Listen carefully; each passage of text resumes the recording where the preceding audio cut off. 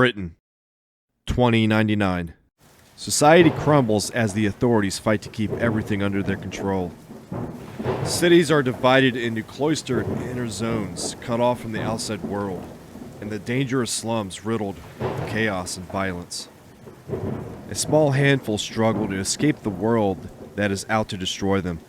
People that don't want to live under anyone's control or become one of the controllers. They do whatever they can in the city underworld to escape the crumbling society before it collapses and takes them out in the process. They are the NightLancers.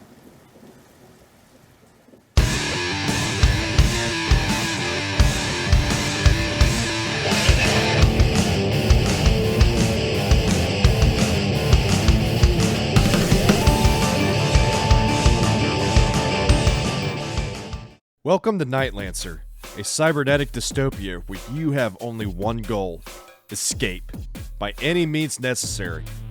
England is full of corruption, and there's no shortage of jobs to earn you credits, regardless of how dirty and questionable those jobs may be. Luckily for you, you have a few means at your disposal. Stop at the black market for weapons, gear, and cybernetics. Call in favors from various contacts, or exploit opportunities that hone your skills. But watch out for technoshock. Lack of ideals lead to mindless, lethargic lifestyles, which isn't good in this sense. Each round starts out with an event, where each Lancer can either take the challenge or lay low. Laying low might seem like a good idea, but it'll keep you from taking missions this turn. So no risk, no reward. Yeah, you'd want to take the chance too. So roll the dice and add the attribute required. As long as you beat the threshold, you're good. But I didn't, those damned rivets. So as the card says, take my money or my blood. Money's too valuable here, so just take my life. So now we move on to the street phase. Yeah, we're prepping out for our big job and we're going to need some perks. Lancers take turns placing their markers, which designates their actions. Going to the Euro Mafia gives you some choices, but the other spots are quick hits. There's also the black market where you can spend on the good stuff. Yeah, get some guns, get some augments. Now this is feeling like cyberpunk. Okay, this listen station needs to go, and you're the one to do the job. The play is the same as events, but it comes in 3 stages. During these stages, players are given options on how to proceed. For example, I can either stealth around for surveillance spots, or I can use my street smarts to ask around for any insight. Either trait gets added to the dice roll. Failing these options doesn't mean you're out. You proceed either way.